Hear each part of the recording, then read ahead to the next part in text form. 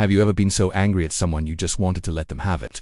Or maybe you've been on the receiving end, facing harsh words that really cut deep. There's a fascinating story from ancient history that dives right into this very human experience, and it has so much to teach us about anger, forgiveness, and what it means to be a true leader. It's the story of King David and a man named Shimei. So, let's set the scene.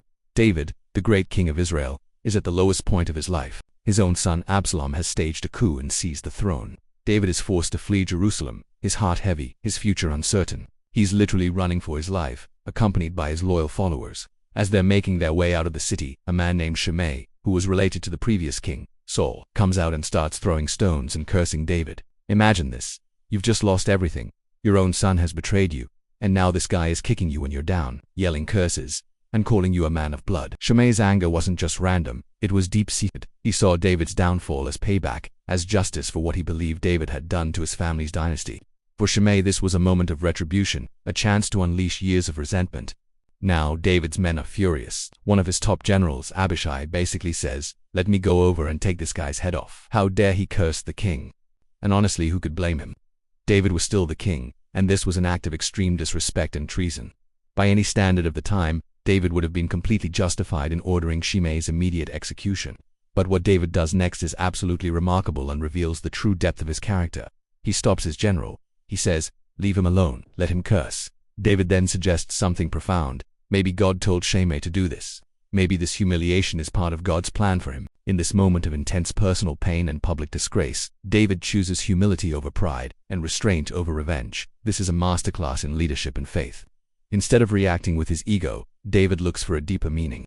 He sees Shimei not just as an enemy, but as a potential instrument in a larger divine story. He's essentially saying, if this is what I have to endure, then I'll endure it. Perhaps God will see my affliction and turn this curse into a blessing.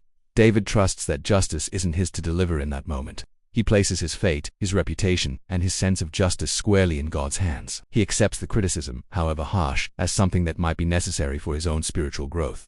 Fast forward a bit, the tide turns. Absalom's rebellion is crushed, and David is returning to Jerusalem to reclaim his throne.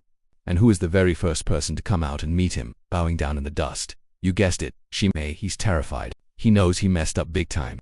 He brings 1,000 men with him and begs for his life, pleading, "Please, my lord, don't hold it against me. Forget the terrible thing I did when you were leaving Jerusalem."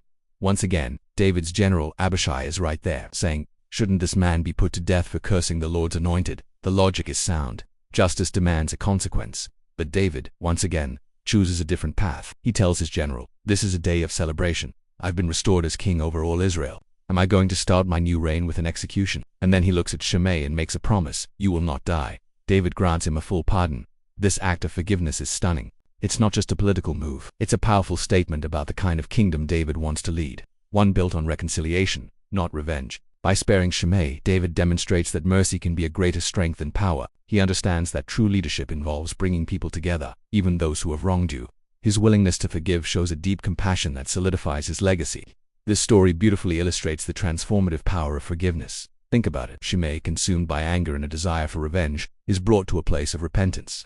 His plea for mercy shows that even those who have done terrible things can change. And David, by choosing grace, breaks the cycle of vengeance. He doesn't let Shimei's bitterness poison his own heart. He turns a moment of potential bloodshed into an opportunity for unity and peace. But the story doesn't quite end there, and this is where it gets really complex and interesting. Years later, when David is on his deathbed, he gives his son and successor Solomon some final instructions. He reminds Solomon about Shimei. David says, "I swore to him by the Lord that I would not put him to death with the sword, but now, do not consider him innocent. Bring his gray head down to the grave in blood." Wait, what? After that incredible display of forgiveness, David now wants Shimei punished. It seems like a total contradiction, but it's actually a crucial part of the story, highlighting the delicate balance between mercy and justice. David, as an individual, could forgive the personal offense. He kept his personal vow not to kill Shimei himself. However, as the king, he also understood that justice must be upheld for the stability of the kingdom. Shimei's crime wasn't just a personal insult, it was treason against the throne. David's instruction to Solomon wasn't about personal revenge, it was about ensuring that the rule of law was respected.